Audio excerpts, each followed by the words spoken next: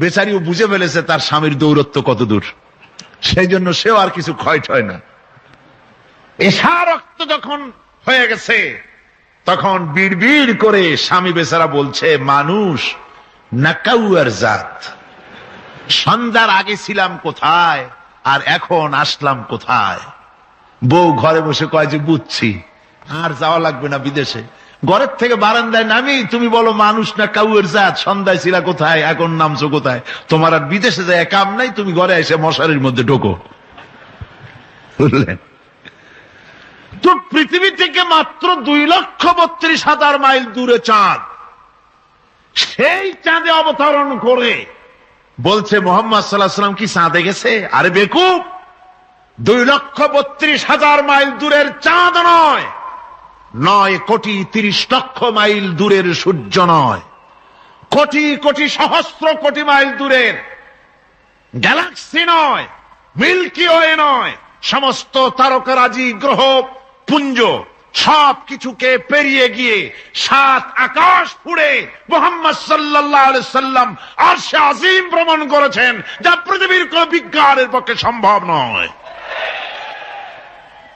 সুতরাং মুহাম্মদ সাল্লাল্লাহু আলাইহি সাল্লাম সর্বকালের সর্বযুগের সব ব্যাপারে শ্রেষ্ঠ মহান ব্যক্তিত্ব। এরপরে আল্লাহ রাব্বুল আলামিন বলছেন, وَخَلَقْنَاكُمْ أَزْوَاجًا,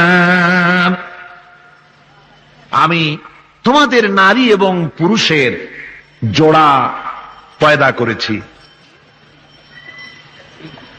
অর্থাৎ এই পৃথিবীতে আল্লাহ রাব্বুল আলামিন মানুষের একটি সেক্স পয়দা করেন নাই, দুটি প্রকার করেছেন, একটি হচ্ছে নারী আর একটি পুরুষ। এই নারী আর পুরুষ আল্লাহ পাকের এটি একটি বিরাট কুদরত। এই নারী এবং পুরুষ সৃষ্টি করে পরস্পরের প্রতি আল্লাহ আকর্ষণ সৃষ্টি করেছেন। দুজনের একের প্রতি অপরের আকর্ষণ আল্লাহ পাক নিজেই সৃষ্টি করে দিয়েছেন। ওয়ামিন আয়াতিহি আন খালাকা লাকুম মিন আনফুসিকুম আজওয়াজান লিতাসকুনু ইলাইহা ওয়াজআলা বাইনাকুম মাওয়াদ্দাতাও ওয়া রাহমা। আমার অনেক নিদর্শনাবলীর মধ্যে এটিও একটি নিদর্শন যে আমি তোমাদের থেকে তোমাদের স্ত্রীদেরকে তোমাদের জোড়া পয়দা করেছি। আর কি করেছি, কেন করেছি? লিতাসকুনু ইলাইহা, যাতে করে তোমরা পরস্পরের কাছ থেকে শান্তি, প্রীতি, প্রেম, ভালোবাসা, মহব্বত লাভ করতে পারো। এটা আমার নিদর্শন একটি। কিরকম নিদর্শন? ভিন্ন পরিবেশে লালিতা পালিতা একটি মেয়ে ভিন্ন পরিবেশে লালিত পালিত একটি পুরুষের সঙ্গে যখন বিবাহ হয়ে যায়, আল্লাহ রাব্বুল আলামিন বলেন আমি তখন একের প্রতি অপরের মহব্বত আর ভালোবাসা আমি আল্লাহ তৈরি করে দেই। ওই মেয়েটি জানার কথা না, মেয়েটির বাড়ি হচ্ছে লংলা, শ্রীমঙ্গল, বিয়ে হয়েছে দিনাজপুর। দিনাজপুরের লোকেরা বোয়াল মাছ খায় না, কিন্তু এখানের লোকেরা বোয়াল মাছ খুব পছন্দ করে।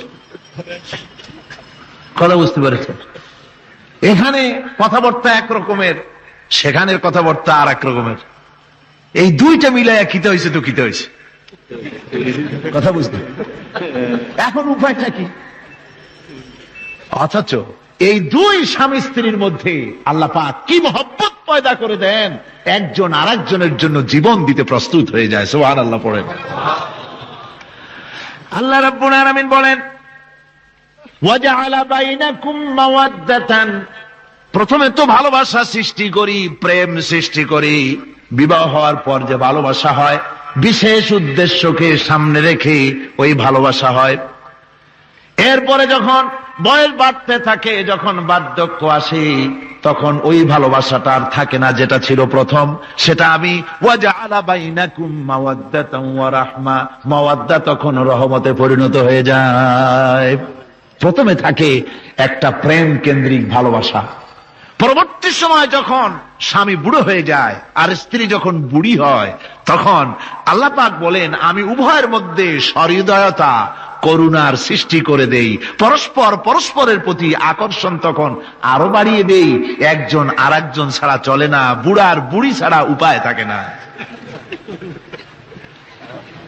ঘরের মধ্যে ফ্রিজ আছে, কালার টিভি আছে, তারপরে সুন্দর বিছানাপত্র আছে, কোন জিনিসের অভাব নাই বুড়া। হঠাৎ করে বুড়ি একদিন মারা গেল। বুড়ায় কয়, আমি গৃহশূন্য হয়ে গেছি। সব আছে, তারপরেও যে গৃহশূন্য হয়ে গেছি, তার মানে গৃহের প্রাণটাই চলে গেছে। বুড়া বয়সে সন্তান খোঁজ খবর নেয় না, সন্তানের বউ খোঁজ খবর নেয় না। বুড়ার গরম পানিটা, উজুর পানিটা, তার খাবারটা, তার পানটা, তার যা প্রয়োজন বুড়ি সব এগিয়ে নিয়ে আসে। আর বুড়াও বুড়ির জন্য তখন প্রথম জীবনের চাইতে আরো বেশি মহব্বত বাড়ে, বুড়ির দিকে খোঁজ খবর আরো বেশি করে নেয়। ঠিক কিনা কন? বুঝবেন যারা বুড়া আর বুড়ি আছেন। আল্লাহ পাক বলেন এটা আমি করি। কে বলছেন এ কথা?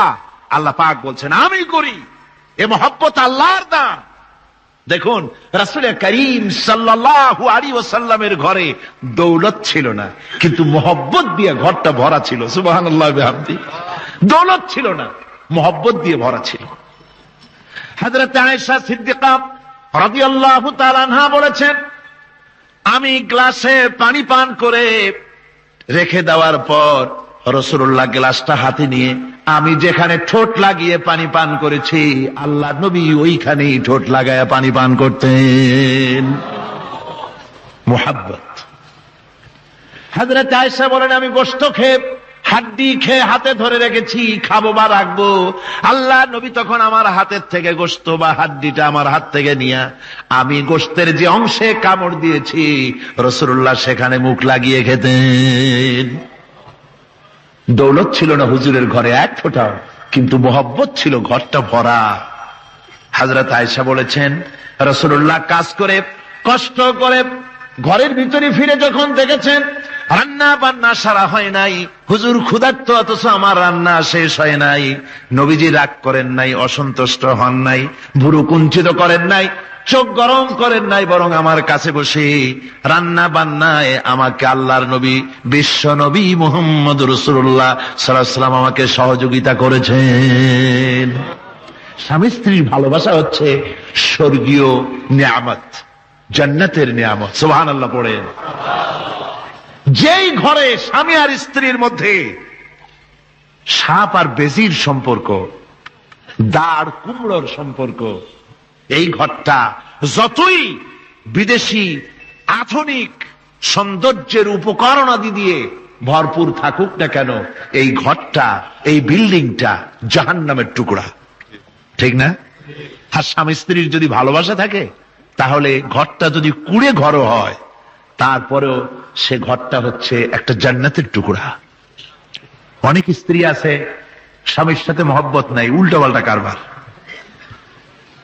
ওই রকম এক স্বামীর কাছে খবর আসছে যে আপনি তো এই গ্রামের মাতবাড়ি করেন, বিচার আচার করতেছেন, আপনার বউ তো গোসল করতে গিয়ে পড়ে গেছে নদীর মধ্যে।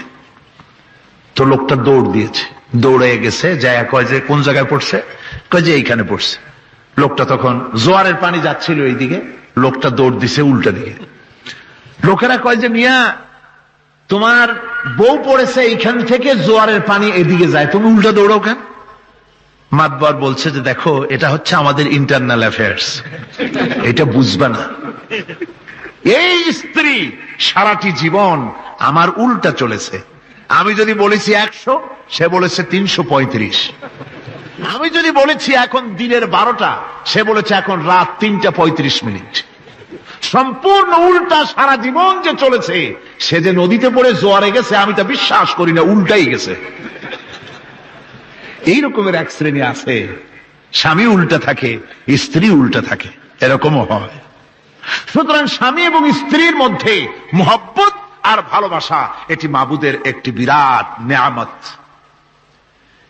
অন্যের স্ত্রীর দিকে তাকালে কাম ভরে, খারাপ নজরে তাকালে জেনার গুনাহ হবে। হাত দিয়া ধরলে কাম ভাবে জেনার গুনাহ হবে। কিন্তু কোন স্বামী যদি তার স্ত্রীর দিকে প্রেম ভরে, ভালোবাসা ভরে তাকায়, আর স্ত্রীর হাতকে প্রেম আর ভালোবাসার সাথে যদি স্ত্রীর হস্ত ধারণ করে, কেতাবে এসেছে স্বামী এবং স্ত্রীর উভয়ের সগীরা গুনাহ আল্লাহ রাব্বুল আলামিন মাফ করে দেন।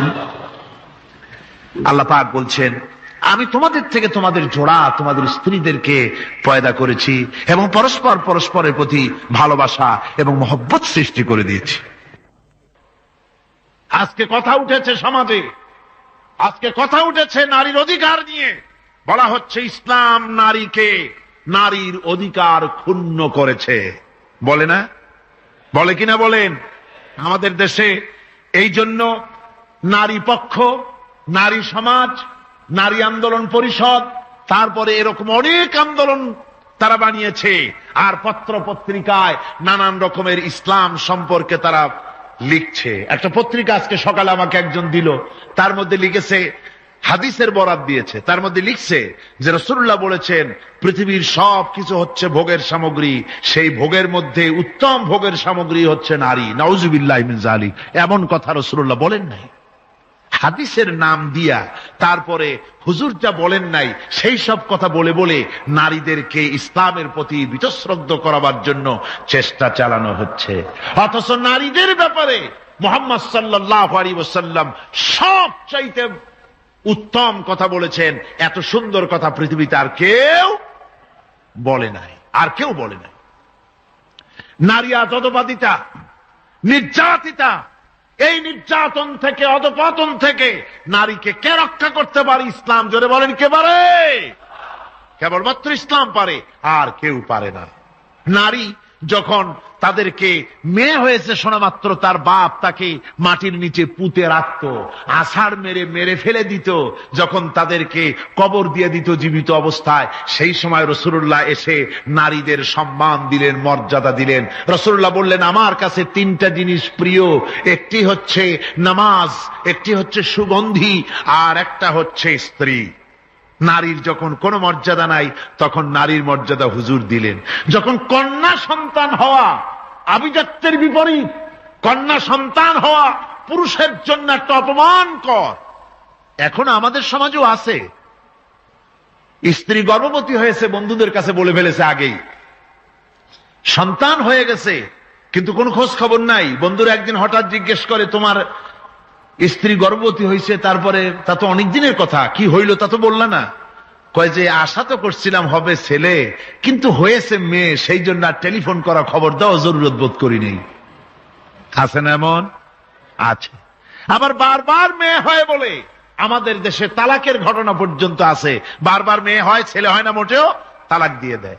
আচ্ছা, ওই মেয়েটারই, ওই স্ত্রীরই যদি এখানে হাত থাকে ছেলে বা মেয়ে হওয়ার ব্যাপারে, মানুষের যদি হাত থাকে, তাহলে দায়ী শুধু স্ত্রী হতে যাবে কেন? পুরুষ তুমিও তো দায়ী তাহলে। আসলে ছেলে এবং মেয়ে হওয়ার জন্য স্বামী এবং স্ত্রী কেউ দায়ী নয়। ব্যাপারটি আল্লাহ। ব্যাপারটি কার? আল্লাহ রাব্বুল আলামিন বলেছেন, আমি যাকে খুশি কন্যা দান করি, যাকে খুশি শুধু ছেলে দান করি, যাকে খুশি তারে ছেলেও দেই, মেয়েও দেই, আর যাকে খুশি আমি কিছুই দেই না। এ সবটাই আমার হাত। সুতরাং রাসূল পাক সাল্লাল্লাহু আলাইহি ওয়াসাল্লাম বলেছেন, খবরদার মেয়েদের বাপকে, মেয়ের বাপকে গালি দিও না। বারবার মেয়ে হয় বলে অনেকে মেয়ের বাপকে গালি দেয়, তাচ্ছিল্য করে, টিটকারি করে। হুজুর বলেছেন, মেয়ের বাপকে বিদ্রুপ করো না, গালি দিও না, যেহেতু আমি মুহাম্মদ সাল্লাল্লাহু আলাইহি ওয়াসাল্লাম মেয়েদের বাপ। রাসূল পাক সাল্লাল্লাহু আলাইহি ওয়াসাল্লাম বলেছেন, যে ঘরে একটা কন্যা সন্তান জন্মগ্রহণ করে, যে ঘরের ভিতরে একটি কন্যা সন্তান জন্মগ্রহণ করে, ওই ঘরের ভিতরে আল্লাহ রাব্বুল আলামিনের রহমতের ফেরেশতা ঢুকে সালাম দেয় আর বলে, আসসালামু আলাইকুম ইয়া আহলাল বাইত, হে ঘরের মালিকেরা, তোমাদের উপরে আল্লাহর রহমত বর্ষিত হোক। রহমতের ফেরেশতারা ঘরের ভিতরে প্রবেশ করে কন্যা সন্তানটির মাথার উপরে হাত বুলায় আর বলতে থাকে, এই দুর্বল দেহ একটি দুর্বল দেহের ভেতর থেকে বেরিয়ে এসেছে। এই কন্যা সন্তানটিকে যে লালন পালন করবে, আল্লাহ রাব্বুল আলামিন তাকে শান্তিতে রাখবেন। রাসূল পাক সাল্লাল্লাহু আলাইহি ওয়াসাল্লামের কাছে একজন এসে বলছে, ইয়া রাসূলুল্লাহ, আমার এক মেয়ে। হুজুর কয়, তোমার এক বেহেশত। আর একজন বলল, হুজুর আমার দুই মেয়ে। কয়, তোমার দুই বেহেশত। এরকম হাদিস আছে নাকি যে একজন বললো আমার এক ছেলে, আর হুজুর বলছেন তোমার এক বেহেশত? আছে এমন? সুতরাং মেয়েকে কি মর্যাদা দিয়েছে ইসলাম।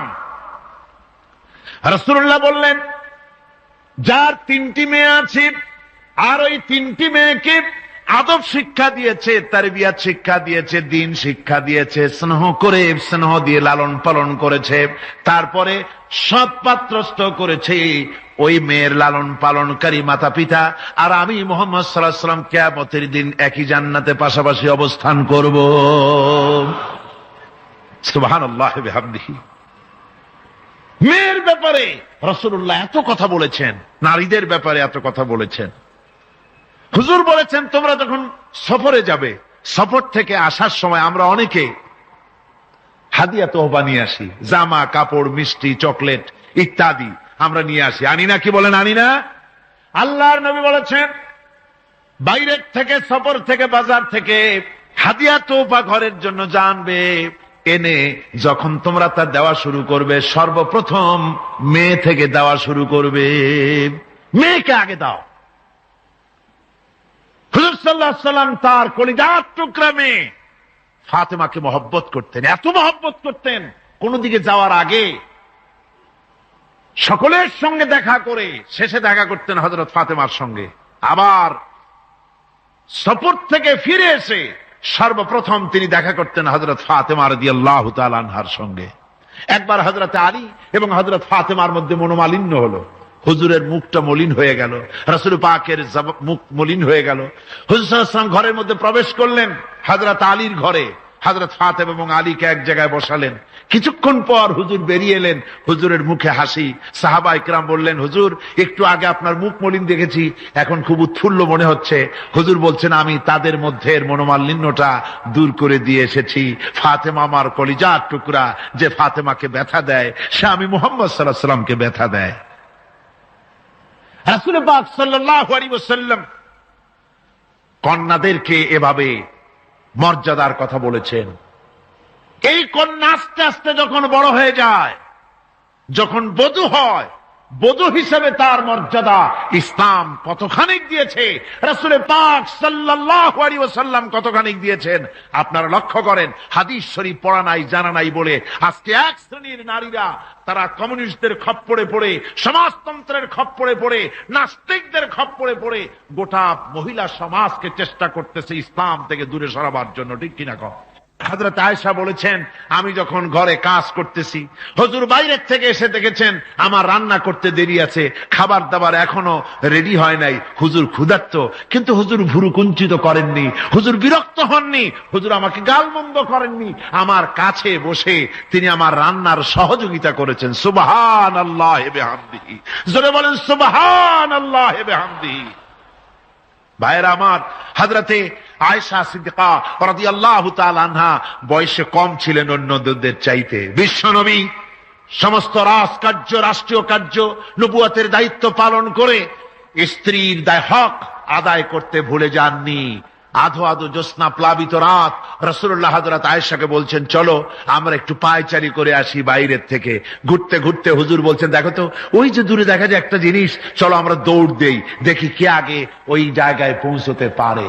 দুজনে মিলে দৌড় দিলেন। হযরত আয়েশা বললেন আমি হুজুরকে পেছনে ফেলে দ্রুত গতিতে আমি দৌড়ে লক্ষ্যবস্তুর কাছে চলে গেলাম। হুজুর সাল্লাল্লাহু আলাইহি ওয়াসাল্লাম যখন ধীরে সুস্থে আমার কাছে এলেন, আমি বললাম দেখছেন আপনি কিন্তু আমার সাথে দৌড়াতে পারেন নাই। হযরত আয়েশা বলছেন এর কিছু কাল পরে আবার একদিন রাসূলুল্লাহ দৌড় প্রতিযোগিতার ব্যবস্থা করলেন, দৌড় দিলাম। হযরত আয়েশা বলছেন সেই সময়ের তুলনায় আমার শরীর কিছুটা স্থূল এবং ভারী হয়ে গেছে, আমি দৌড়াইয়া পারলাম না, আমি পেছনে পড়ে গেলাম। হুজুর আমার আগে চলে গেলেন লক্ষ্যবস্তুর কাছে। আমি হাঁপাতে হাঁপাতে যখন রাসূলের কাছে চলে গেছি, রাসূল পাক মুস্কি হেসে আমাকে বললেন আয়েশা ওই সেই দিনের প্রতিশোধ আজকে নিলাম। সুবহানাল্লাহি বিহামদিহি, সেদিনের জবাব আজকে দিয়ে দিলাম। স্বামী স্ত্রীর দাম্পত্য জীবনের এই দৃশ্য কতখানি উপভোগ্য, সুবহানাল্লাহি বিহামদিহি। এই জন্য স্বামী স্ত্রীর ভিতরে যে মুহাব্বত, এটা বেহেশতি অবদান, এটা জান্নাতের অবদান, এটা আল্লাহর নিয়ামত। এটা কি ধরে কোন আল্লাহর নিয়ামত। এই নিয়ামত যে ঘরের মধ্যে আছে সে ঘরটা বেহেশত, সে ঘরটা কি বেহেশত। আর আপনার ঘরের মধ্যে রেডিও আছে, টিভি আছে, ফ্রিজ আছে, ডিসি আছে, এসি আছে, কত কিছু আছে, কিন্তু স্বামী স্ত্রীর মধ্যে সাপে আর বেজির সম্পর্ক। দাঁড় কুমড়ার সম্পর্ক, এই ঘরটা জাহান্নামের শামিল। আছেন এক পদের স্ত্রী, স্বামীও আছে এরকম এক পদের স্বামী আছে, সমানে পিটায় মেয়ে লোক, পিটাইতেই থাকে। বুঝলে, রাসূলুল্লাহ বলেছেন খবরদার স্ত্রীদেরকে মেরো না, দাসীদের মতো প্রহার করো না, তাহলে আগামী রাত্রে যখন তার কাছে তুমি যাবে তখন কি তোমার শরম করবে না? রাসূল পাক সাল্লাল্লাহু আলাইহি ওয়াসাল্লাম নারী পুরুষের সমান অধিকার দিয়েছে। ভালোবাসা এবং মহব্বত থাকতে হবে, একে অপরের উপরে বাজিমাত করার প্রতিযোগিতা থাকা উচিত নয়। স্বামী হয়েছেন বলে তিনি একেবারে নওয়াবজাদা নসরুল্লাহ খান হয়ে যাবে তা না। আবার স্ত্রী স্বামীকে গোলাম হিসাবে ব্যবহার করবে তাও না। ভালোবাসা, শ্রদ্ধা, পারস্পরিক মহব্বত হিসেবে মর্যাদা সমান রাখা হয়েছে। কিন্তু মাঝে মধ্যে দেখা যায়, কিছু অভিযোগ পাওয়া যায়, স্ত্রীরা এমনও করে স্বামীকে একেবারে গোলামদের মতোই রাখে। এই রকমের এক শ্রেণীর আছে। সমান অধিকারের চিন্তা নিয়ে স্বামী নির্যাতনের কোনো প্রশ্নই ওঠে না। রাসূলুল্লাহ আবার মর্যাদা পুরুষের এক ধাপ বাড়ায় দিয়েছেন। আল্লাহর নবী বলেছেন, এই পৃথিবীতে মানুষকে যদি আমি মানুষের সামনে সেজদা করার জন্য যদি অর্ডার করতাম, তাহলে দুনিয়ার সমস্ত নারীদেরকে অর্ডার করতাম তার স্বামীকে সেজদা করার জন্য। মর্যাদা বাড়ানো রয়েছে, কিন্তু অধিকার সমান, সমান অধিকার দেওয়া হয়েছে। ইসলাম নারীর অধিকার দিয়েছে, স্বামী স্ত্রীর মহব্বত এবং ভালোবাসা সৃষ্টি করে দিয়েছেন। এটা আল্লাহর নিয়ামত। আমার বন্ধুগণ, আজকে আমার সমাজে বলা হচ্ছে নারীদেরকে ঠকাইছে ইসলাম। বলে কি দিয়ে ঠকানো হলো? বলে ইসলাম ঠকিয়েছে একটা ছেলে সমান দুইটা মেয়ে। একটা ছেলেতে যা পাবে দুইটা মেয়েতে তাই পায়, এই জন্য মেয়েকে ঠকানো হয়েছে। একথা বলেছেন আমাদের দেশের সুপ্রিম কোর্টের একজন চিফ জাস্টিস, অবসরপ্রাপ্ত, নাম নেব না আমি। তো আমরা এটা শোনার পরে বললাম যে বাংলাদেশ পৃথিবীর দ্বিতীয় বৃহত্তম মুসলিম দেশ, এই দেশের সুপ্রিম কোর্টের চিফ জাস্টিস হয়ে কোরআন সম্পর্কে জ্ঞান এত নগণ্য, এত কম, এত পুর, তার জ্ঞানের এই বহর দেখে আমাদের শুধু করুণাই হয়। কোরআনে কারীমের এক জায়গায় তিনি দেখেছেন এক ছেলে সমান দুই মেয়ে, কিন্তু মেয়েকে যে আরো অনেক জায়গা থেকে দেওয়া হয় তা কি লক্ষ্য করো নাই? ছেলে তো এক জায়গায় পিতার কাছ থেকে বোনের ডাবল পেল, বোনের তুলনায় বেশি পেল এক জায়গায়, কিন্তু বোনকে মেয়েকে অনেক জায়গা থেকে আল্লাহ দেওয়ার ব্যবস্থা করেছেন। এই মেয়ে লোকটি পিতার কাছ থেকে পাবে, স্বামীর কাছ থেকে পাবে, ছেলের কাছ থেকে পাবে, ভাইয়ের কাছ থেকে পাবে, মায়ের কাছ থেকে পাবে, 5 জায়গা থেকে পাওয়ার ব্যবস্থা আল্লাহ তাকে করে দিয়েছেন। জোরে বলেন সুবহানাল্লাহ। 5 জায়গা থেকে তার পাওয়ার ব্যবস্থা আছে। এক জায়গায় একটু ছেলেকে বেশি দিয়েছে দেখি তার চোখ কাড়া হয়ে গেছে, আল্লাহর উপরে কমেন্ট করতেছে নাউযুবিল্লাহি মিন যালিক। নারীকে ইসলাম সবচাইতে বেশি অধিকার দিয়ে তাকে প্রতিষ্ঠিত করেছে, সবচাইতে বেশি অধিকার তার, সব জায়গায় তাকে প্রতিষ্ঠিত করা হয়েছে। নারীদেরকে মহারণা দেওয়া ফরজ করে দেওয়া হয়েছে। নামাজ রোজা যেমন ফরজ, মহারণা দেওয়া তেমন কি? সেই মহারণা আজকাল বাঁধা হয়, বিশেষ করে রাজধানীতে, শহর সমূহে মহারণা বাঁধে। যত বেশি টাকা ততই সুনাম নাকি হয়। সেই জন্য জিজ্ঞেস করা হয় মেয়ের বিয়েতে মহারণা কত হলো? কয় মহারণা হচ্ছে 5,73,793 টাকা 75 পয়সা। বাবা, আদায় করে না কিন্তু মোটেও, ফাঁকি দেওয়ার ব্যবস্থা সব। সোনা দিলাম এত, খাওয়াইলাম এত, বাকি সব ইদিক সেদিক। মনে রাখবেন মুসলমানেরা, মহারণা দেওয়া নামাজ রোজার মতোই অবশ্য পালনীয় একটি কর্তব্য আল্লাহ রাব্বুল আলামিন করে দিয়েছেন। কোন স্বামী যদি মহারণা ধার্য করার পর যদি আদায় না করেন, স্ত্রী যদি স্বেচ্ছায় মহারণার টাকা মাফ না করে দেয়, তাহলে কিয়ামত